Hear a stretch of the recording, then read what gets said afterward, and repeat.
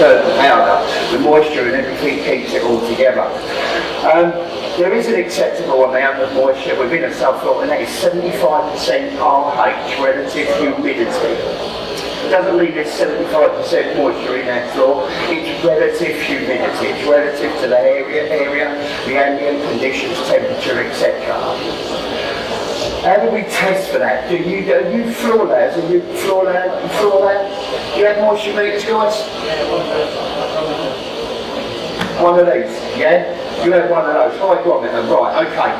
One of the only ways, really, of testing for RH is either measuring a pocket of air above the surface of the subfloor, or by actually drilling a hole. Attention please, the live talks programme kick off at 10:30 in the King Street area. Doesn't she realise that I'm talking? Page 22, show guide. Thank you. Or we drill a hole and we insert a sleeve, and then after 72 hours we can actually put a probe into there, and that will measure the amount of moisture within that subfloor. Okay? There's a lot of electronic moisture meters out there. I don't know if you've seen them, guys. Pin meters. Pin meters. Let me just show you a pin meter. We've got one just here. This is a pin meter, this is protometer. These are very good. These are electronic moisture meters, but they're not recognised by British standards. British standards will only recognise an RH reading, relative humidity. And the only way you can get an RH reading is by building up the moisture into a void, if you like, by sealing that floor, putting it under pressure, it turns to vapour, and then that is humidity, yeah? Relative humidity. It's the only way you can measure for relative humidity. You can't do it electronically with sort of like conductive tests. This is a conductive test. You've got two probes and it sends an electrical current from one to the other. If there's moisture in the floor, the more moisture, the more conductive it is, and the quicker it travels, and this has a little brain in it and it works out, and it will tell you whether it's good to go or not. But it's only an indication because it's only giving you a reading of the surface. What happens to moisture? Moisture basically evaporates.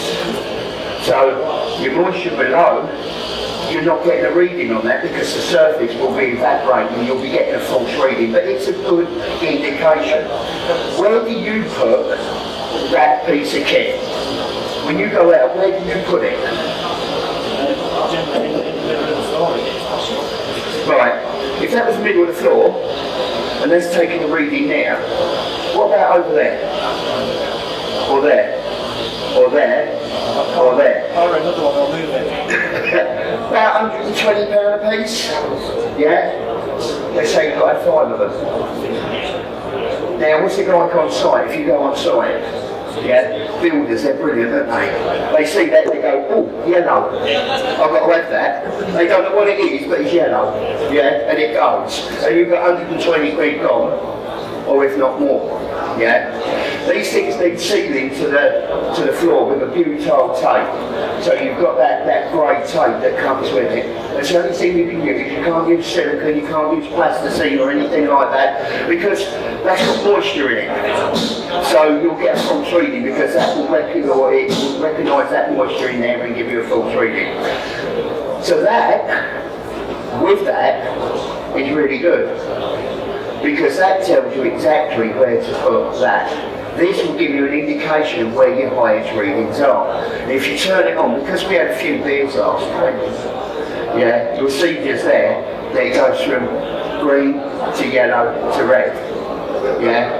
What you do is you go around, look, if it's in the green, it's one of those things you might want to take a chance on it. If it's giving you an indication, it's saying, well, yeah, it's basically dry. If it's a small job, if it's a small bathroom, toilet, hallway or whatever, and it's not going to cost a fortune to actually replace or whatever, you might take a chance on it. If it's a big area, LVT, that you're putting down or whatever, that's going to cost a few bob to replace, or I'll be using that as my indication on where to place that. 24 hours, you can then take a reading. Do not press the button before the 24 hours is up. So don't go there, put it on the floor and go, oh, just see if it's working. Yeah? Do that beforehand, before you get on site, because that confuses it. Okay, so you put it on the floor, you generally have stickers on it, do not move, under test and things like that. You then come back after 24 hours, press the button and it will tell you exactly what that moisture is. Okay? So that is one of the, that's one of the ways of testing for moisture, for getting an R8 reading. For those of you that have just turned up, we're talking about moisture at the moment. Excessive moisture within subfloors. Biggest kiss of death to floor coverings. Maybe not so much carpets unless it's actually floating in there. Carpets will sort of like allow a certain amount of moisture to evaporate through it without it becoming a problem. They may get a lot of condensation in the house or whatever. But if we was putting a resilient material down on that floor, that's going to sort of like hinder the evaporation process, put that moisture under pressure, it builds up, it turns to vapour, and then it will break down all of the products that are on top of it. So that would be adhesives, primers, smoothing compounds, and also the core material of the floor covering. So it's really important. Are you guys installers? Anybody installers?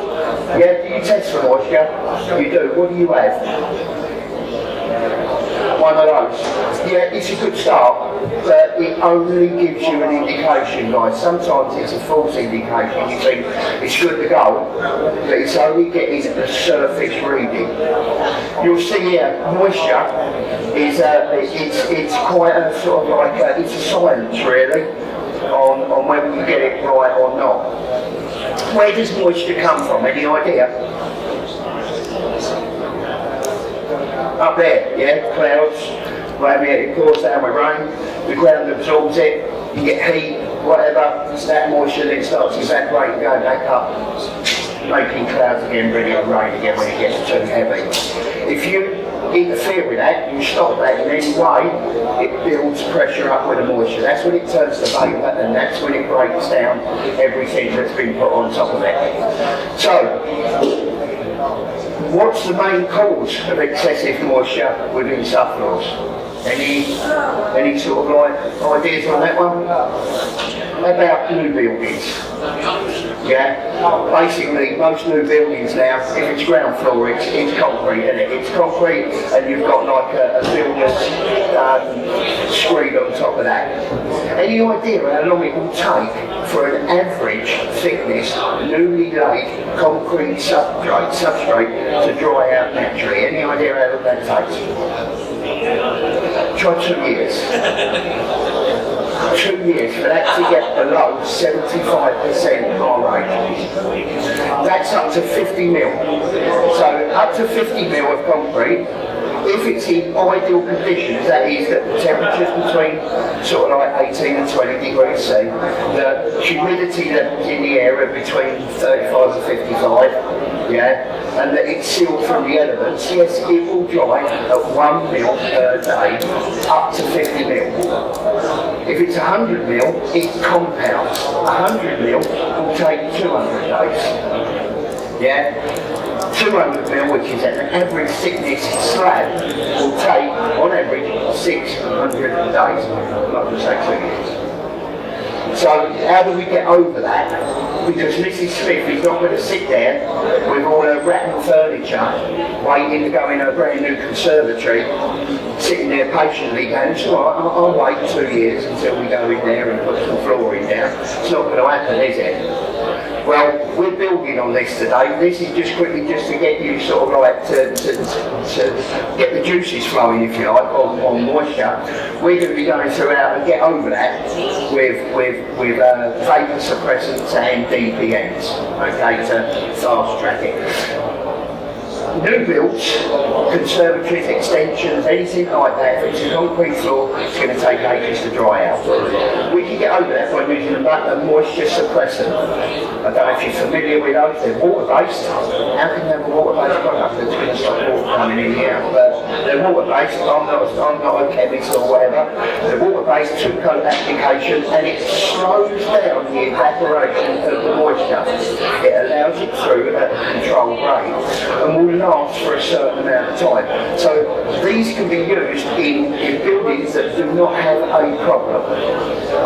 The problem is it just needs to dry out. It's going to dry out. It's got an active construction membrane, the DPM underneath the concrete. That's working fine. It just needs to dry out. You put a vapor suppressant on top of that. Eventually it will dry. It takes twice as long, but it will dry, but it dries at a controlled rate.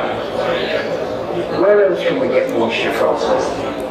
Flood. I don't mean a tsunami coming down the street or whatever. I mean, you know, it could be appliances that have been leaking over a few years and it's got underneath the old flooring and it's saturated. That can take just as long to dry out. But it's not a problem with the building, is it? It's going to dry, but we want to get on it as quick as we possibly can. So we can use a vapor suppressant for that problem there. But how about rising damp? What about if it's a pre-1975 building that didn't require or didn't have to have a construction membrane, or that membrane's fouled or whatever? Well, then that's where we use the DPMs. Are you familiar with DPMs? Yeah? Normally epoxy resins, 2 parts, mix them up, yeah, put it down at a certain thickness, let it dry, prime it, put a smoothing compound on afterwards, and that, again, this is where you can't get confused. Again, it's a suppressor, but it's the beefed up one. It's the bigger brother to the vapor suppressor. It's the one that will go on forever and a day, because rising damp's never going to go away, is it? It's one of those things. So what we've got here, anyway, just getting back onto this, because we will be moving on to that in a little while. We've got quite a varied timetable, if you want to have a look over there. We've started with moisture this morning. We've got my assistant just there. We'll sort of show you. We've got damp-proof membranes and suppressors, which we're going to be going through in a few minutes. And if you want to see that, I'm going to ask you to be a little bit patient, because my guys have to get stuff in and out and whatever while I stand around and just drink or whatever. Then we're going to go on to repair mortars. After that, we're going to go on to fabricated underlays. Fabricated underlays. We're going to go on to sort of like marbles, plywoods and so on for preparation for wood floors. Later on, we're going to be doing the joints and other repairs, smoothing compounds, core products. We've got specialist subfloor preparations, including jump packs, our friends down the road there, tools for the floor layouts, wood sanding and finishing, and then adhesive application later on today. But just getting back onto this, there's loads of different tools on the market. It all depends how much money you want to spend.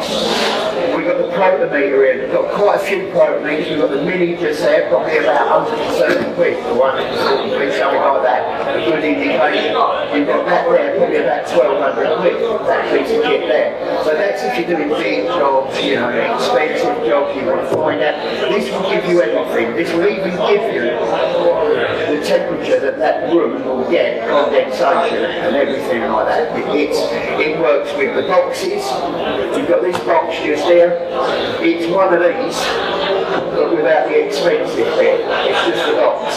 So you seal that to the floor, a lot cheaper than one of these. You then come along and take that out, plug that machine into it, and that's all the clever stuff in there. So that's with you. You can also do the drill. 16mm hole, you've got the sleeve just here, even comes with the drill, this one. Yeah, quite a big drill. One thing I'm going to say, if you've got underfloor heating, do not do this method, because you will get a wet reading. So that goes in after 72 hours. The top can go off, the probe can go in there. As long as the probe has been acclimatised, it can't come straight in off of the van or whatever, or be in your pocket or whatever. You just need to have it somewhere in the room, let it acclimatise for 15 minutes, and off you go. These are about 1,200 quid. This one here from Tramex is basically the same kit as that, but Tramex's own version of that. They can be used on anhydrite floors. Do you know what anhydrite is? It's like the kiss of death. really is. It's basically, it's gypsum, it's plaster, it's calcium sulphate, but for floors. It's meant to be fast track, rather than taking 2 years to dry out, it takes 40 days, so they say. So it's moisture, it's moisture sensitive. So if you get any change in the relative humidity or whatever, or a wet trade comes in and they start plastering, whether that floor is actually going to absorb that moisture when your 40 days starts again. So it's a bit of a nightmare there, but these can be used with those. We've got another one just here, the GM200, which is made by Wolf, our friends over there. By the way, Tranex are just down the road in this hall, over there on the right hand side. They've got some really good kit down there. If you want to, I have to try and remember everybody's kit, and it's a bit hard for me to remember every little bit. They know exactly, or they can talk about their products down there. But moisture, if you're not taking moisture readings and you're installing floor coverings, if you don't take moisture readings, you're basically playing Russian roulette.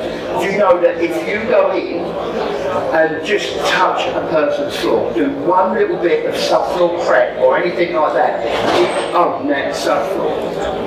As soon as you start working on it, you have deemed that subfloor suitable for the installation that you're installing. That means, let's say that they've got rising down, or they live in a high water table area. High water table area, if you're family or something like that, below sea level. You ever dug a hole on the beach? The further you get in, then all of a sudden it starts filling up with water, doesn't it? Yeah, that's the water table just there. Well, you can live in a high water table area, which is weird. High water table area, but you're low. Yeah, they should call it a low water table area, really. But it can be dry one minute, it can become wet if the monsoon season set in or whatever. It can become wet. Unless you're logging it, because you're only liable for that subfloor at the time of installation. So you take your readings, you log it all, you take photos, you get the customer or the client or the end user, whatever, to sign to say that you've taken those moisture readings, you've covered yourself. Doesn't matter what happens to that floor down the road. If it becomes wet, it's not your problem, it was dry when you tested it. If you don't, and let's just say you fit a floor, or let's say you even take a reading but you don't get a witness. If you don't get a witness, who said you took a reading? It's only you. You have to have proof, yeah? And that proof will be a customer signature or whoever the end user is. Get a signature. If you don't, if it goes wrong, you're liable to replace that material and make that subfloor suitable for the installation that you deemed it suitable for in the first place. If it's rising down, it could work out to thousands. Yeah? So our advice to you is to get yourself some good kit, if you haven't already got that good kit, and use it, but log it with that customer as well. Now, we're just going to breathe for 2 or 3 minutes now while you guys get rid of this for me and put the other stuff down. If anybody's got any questions, then I'm free to answer the questions or whatever. But we're going to move on to suppressants and DPMs and the whiteboards and where to use them. So thank you very much for for being here with us, being such a lovely crowd. I think we're going to have a great day today. And we'll be back in a couple of minutes. Thanks very much.